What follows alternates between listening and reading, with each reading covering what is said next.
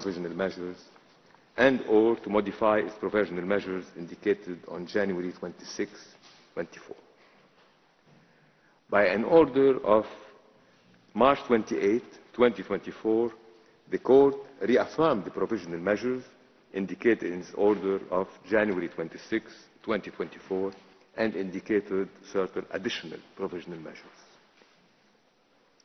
On May 10, 2024, South Africa submitted to the Court what it described as an urgent request for the modification and indication of provisional measures, pursuant to Article 41 of the Statute and Articles 75 and 76 of the Rules of Court. In accordance with usual practice, I shall not read the introductory paragraphs of the order, which set out the procedural history of the case. I shall also omit or summarize some other paragraphs. I shall therefore begin by reading the order at paragraph 20. The Court begins by noting that, in its view, South Africa's present request is a request for the modification of the order of March 28, 2024. For this reason, the Court must determine whether the conditions set forth in Article 76, paragraph 1 of the Rules of Court have been fulfilled. That paragraph reads as follows. I quote, "At the request of a party or proprio motu, the Court may, at any time before the final judgment in the case, revoke or modify any decision concerning provisional measures if, in its opinion, some change in the situation justifies such revocation or modification." End of quote. The Court must first ascertain whether, taking into account the information that the parties have provided with respect to the current situation, there is reason to conclude that the situation that warranted the decision set out in its order of March 28, 2024 has changed since that time. If the Court finds that there was a change in the situation since the delivery of its earlier order, it will then have to consider whether such a change justifies a modification of its earlier decision concerning provisional measures. Any such modification would be appropriate only if the general conditions laid down in Article 41 of the Statute of the Court were also met in this instance. The Court thus begins by determining whether there has been a change in the situation that warranted the decision set out in its order of March 28, 2024. The Court recalls that in its order of January 26, 2024, it noted that the military operation conducted by Israel following the attack of October 7, 2023, had resulted in, I quote, "a large number of deaths and injuries, as well as the massive destruction of homes, the forcible displacement of the vast majority of the population, and extensive damage to civilian infrastructure." End of quote. In its decision communicated to the parties by letters of 16 February 2024, the Court noted, quoting the United Nations Secretary General, that the developments in the Gaza Strip and Rafah in particular, I quote, "would exponentially increase what was already a humanitarian nightmare with untold regional consequences." End of quote.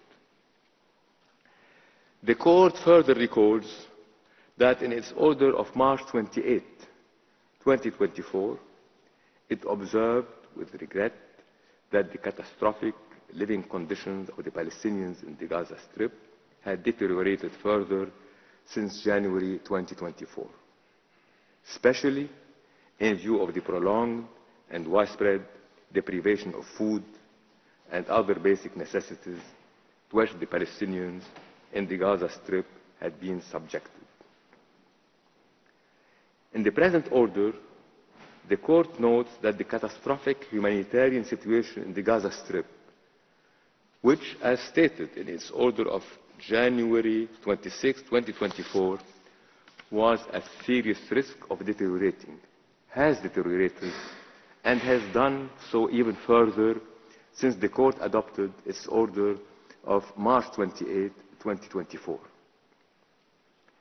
In this regard, the Court observes that the concern that it expressed in its decision communicated to the parties on February 16, 2024, with respect to the developments in Rafah have materialized, and that the humanitarian situation is now to be characterized as disastrous.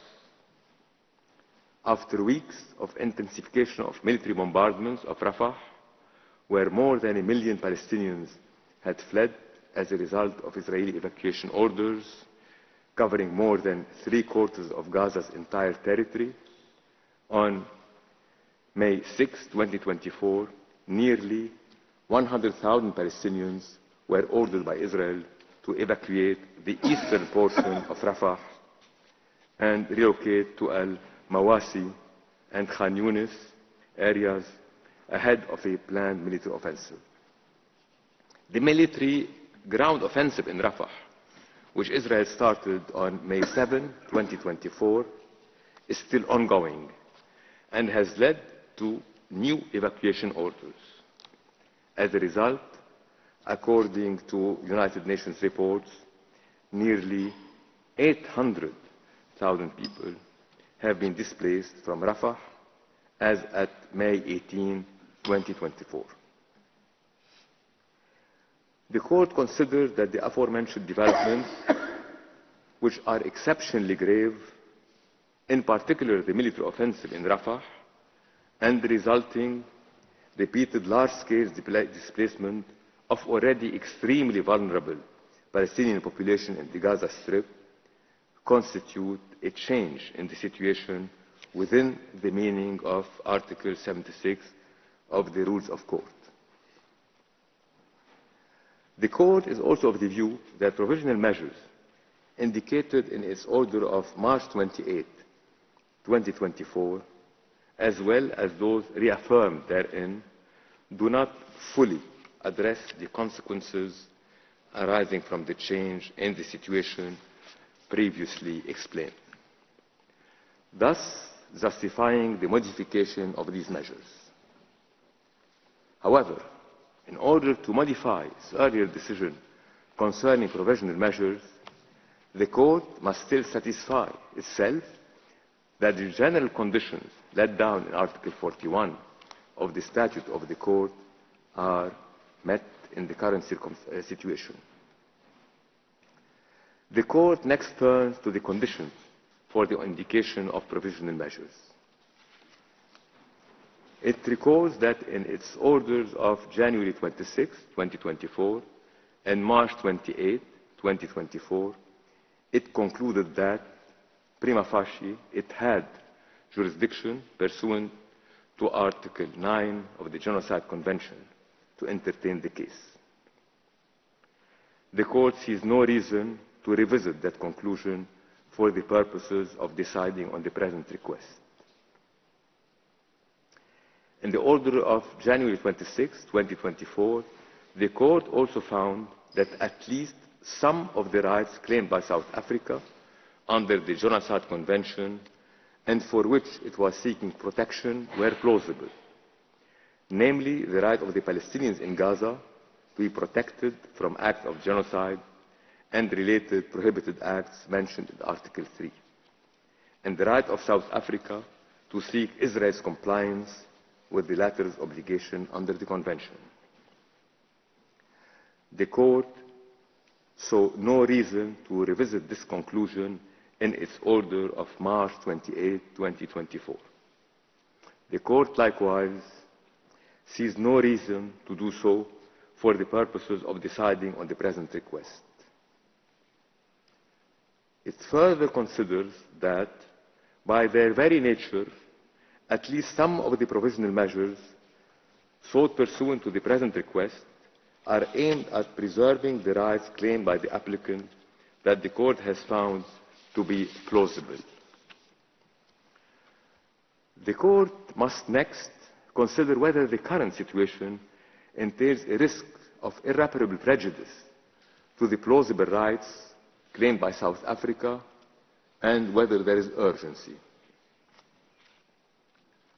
The court recalls in this regard that it has previously concluded that in view of the fundamental values sought to be protected by the Genocide Convention, the plausible rights in question in these proceedings are of such a nature that prejudice to them is capable of causing irreparable harm.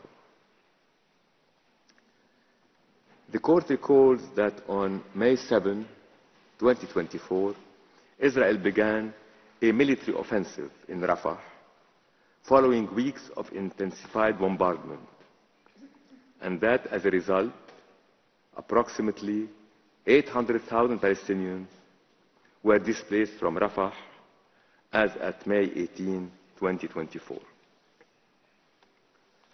The court notes that senior United Nations officials have consistently underscored the immense risks associated with the military offensive in Rafah. For instance, on May 3, 2024, the spokesperson of the Office for the Coordination of Humanitarian Affairs warned that an assault on Rafah would put, I quote, hundreds of thousands of people at imminent risk of death, end of quote, and would severely impact the humanitarian operation in the entire Gaza Strip, which is run primarily out of Rafah. On May 6, 2024, the United Nations Children's Fund indicated that about half of the approximately 1.2 million Palestinians sheltering in Rafah were children, and warned that military operations therein would result in, I quote, the few remaining basic services and infrastructure they need to survive being totally destroyed, end of quote. The United Nations sources indicate that the aforementioned risks have started to materialize and will intensify even further if the operation continues. For instance, on May 8, 2024, the Director General of the World Health Organization stated the Al-Najjar Hospital, one of the last remaining medical facilities in the Rafah Governorate, was no longer functional due to the ongoing hostilities in its vicinity. On May 17, 2024, the World Food Programme warned that it had been able to access its warehouses in Rafah it hadn't been able to access its warehouses in Rafah for over a week, and observed that, I quote, the incursion into Rafah is a significant setback to recent modest progress on access, end of quote. On the basis of information before it, the court is not convinced that the evacuation efforts and related measures that Israel affirms to have undertaken to enhance the security of civilians in the Gaza Strip, and in particular those recently displaced from the Rafah Governorate, are sufficient to alleviate the immense risk to which the Palestinian population is exposed as a result of the military offensive in Rafah. The court observed, for instance, that according to a statement by the Commissioner General of the United Nations Relief and Works Agency for Palestine Refugees in the Near East, Mr. Philippe Lazzarini, on May 18, 2024, I quote, the areas that peoples are fleeing to now do not have safe water supplies or sanitation facilities. Al-Mawasi, as one example, is a sandy 14 square kilometer agricultural land where people are left out in the open with little to no buildings or roads. It lacks the minimal conditions to provide emergency humanitarian assistance in a safe and dignified manner, end of quote. The court observed that Israel has not provided sufficient information concerning the safety of the population during the evacuation process, or the availability in Al-Mawasi area of the necessary amount of water, sanitation, food, medicine, and shelter for the 800,000 Palestinians that have evacuated thus far. Consequently, the court is of the view that Israel has not sufficiently addressed and dispelled the concerns raised by its military offensive in Rafah. In light of the considerations set out in the preceding sections of the order, and taking account of the provisional measures indicated in its orders of January 26, 2024 and March 28, 2024, the court finds that the current situation arising from Israel's military offensive in Rafah entails a further risk of irreparable prejudice to the plausible rights claimed by South Africa, and that there is urgency in the sense that there exists a real and imminent risk that such prejudice will be caused before the court gives its final decision. The court concludes, on the basis of the aforementioned considerations, that the circumstances of the case require to modify its decision set out in its order of March 28, 2024. The court recalls that in accordance with Article 75, paragraph 2 of its rules, when a request for the indication of provisional measures has been made, it has the power under its statute to indicate measures that are not in whole or in part other than those requested. In the present case, having considered the terms of the provisional measures requested by South Africa and the circumstances of the case, the court found that the measures to be indicated need not be identical to those requested. The court considered that, in conformity with its obligations under the Genocide Convention, Israel must immediately halt its military offensive and any other action in the Rafah governorate which may inflict on the Palestinian group in Gaza conditions of life that could bring about its physical destruction in whole or in part. The court recalls that in its order of January 26, 2024, it ordered Israel inter alia to, I quote, take effective measures to prevent the destruction and ensure the preservation of evidence related to allegations of acts within the scope of Article 2 and Article 3 of the Genocide Convention, end of quote. In the present circumstances, the court is also of the view that, in order to preserve evidence related to allegations of acts falling within the scope of Article 2 and Article 3 of the Genocide Convention, Israel must take effective measures to ensure the unimpeded access to the Gaza Strip of any commission of inquiry, fact-finding mission, or other investigative body mandated by competent organs of the United Nations to investigate allegations of genocide.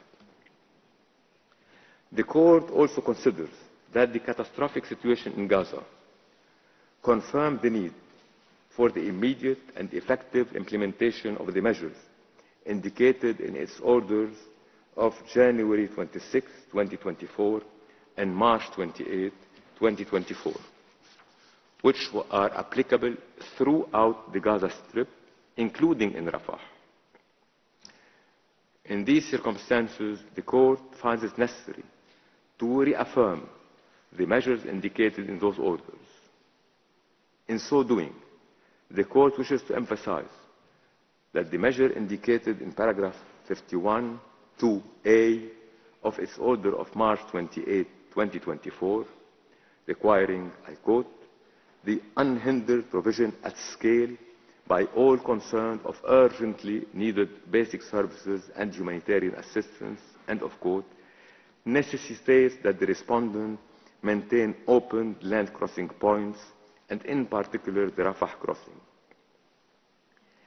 In view of the specific provisional measures, it has decided to indicate the Court considered that Israel must submit a report to the Court on all measures taken to give effect to this order within 1 month from the date of this order. The report so provided will then be communicated to South Africa, which shall be given the opportunity to submit to the Court its comments thereon. The Court recalls that its orders on provisional measures under Article 41 of the statute have binding effect and thus create international legal obligations for any party to whom the provisional measures are addressed. The Court underlined that the present order is without prejudice to any findings concerning the respondents' compliance with the orders of January 26, 2024 and March 28, 2024. In its orders of January 26, 2024 and March 28, 2024, the Court expressed its grave concern over the fate of the hostages abducted during the attacks in Israel on October 7, 2023, and held since then by Hamas and other armed groups, and called for their immediate and unconditional release. The Court finds it deeply troubling that many of these hostages remain in captivity and reiterates its call for their immediate and unconditional release. I shall now read out the operative part of the order.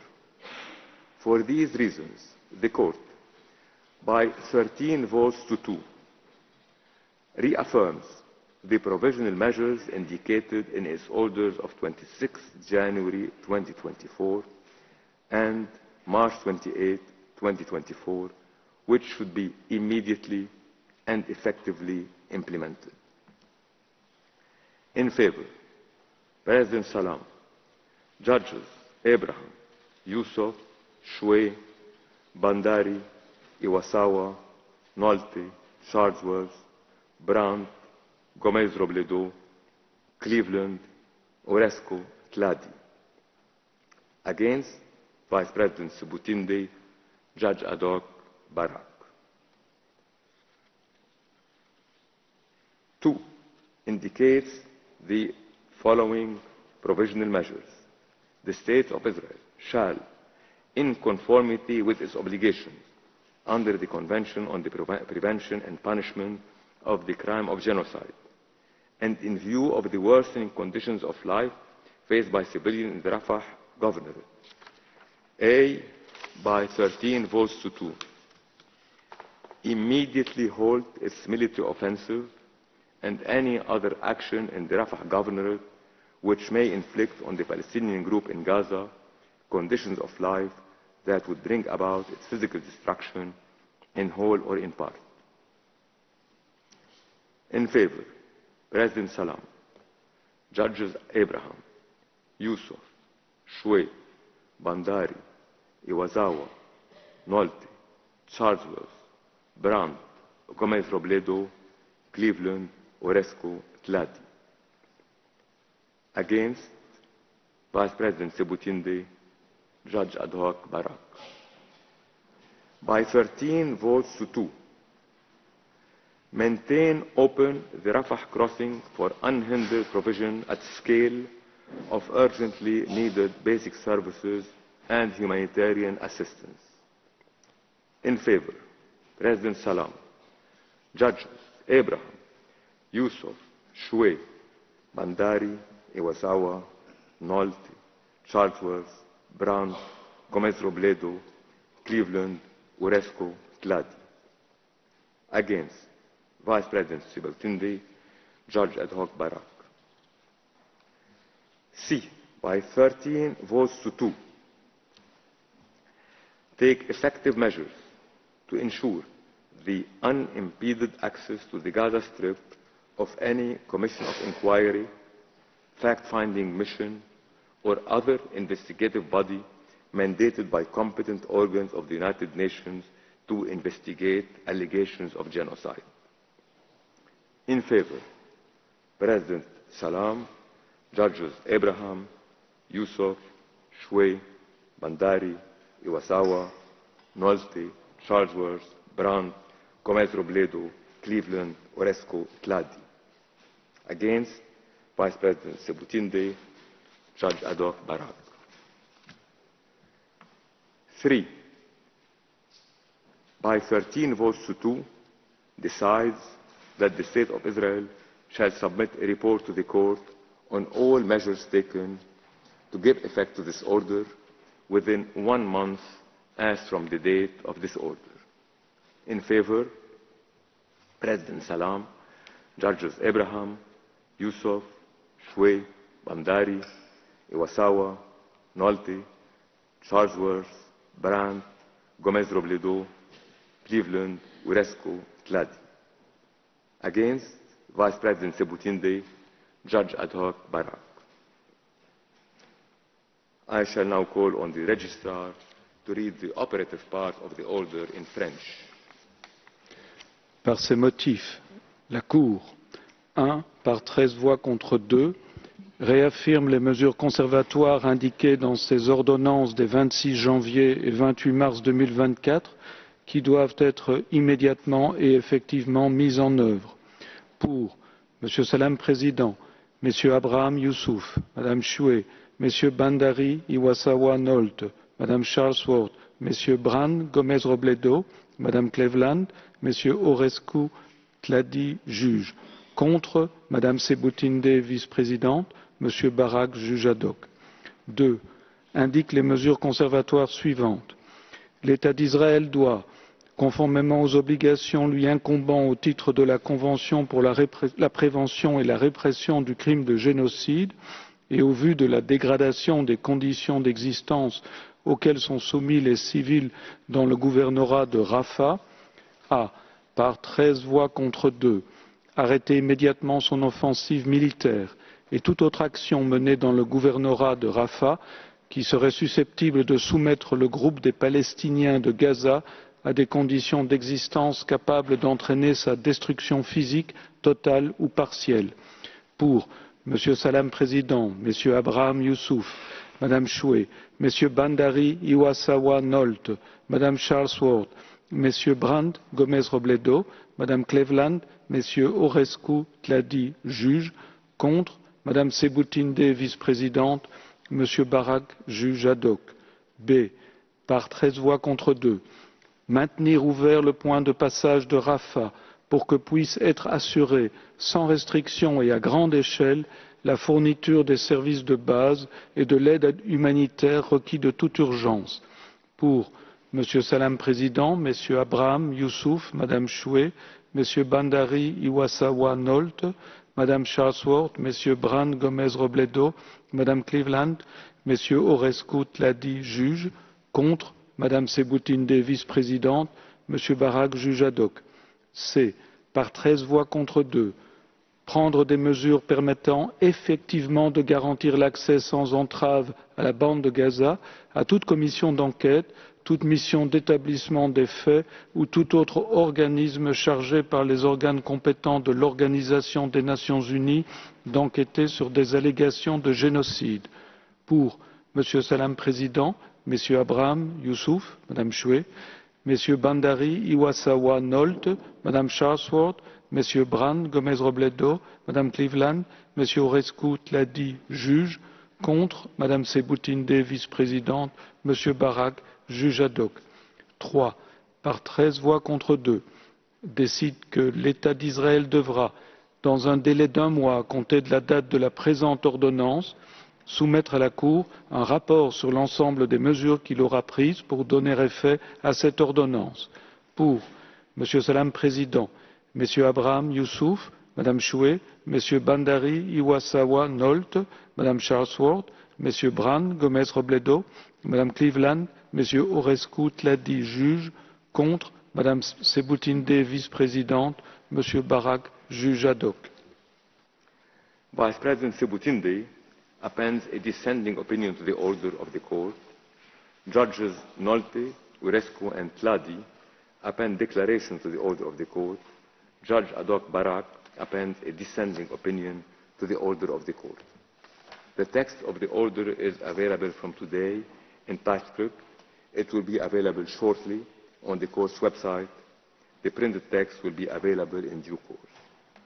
As the court has no further business before it today, I declare the sitting closed.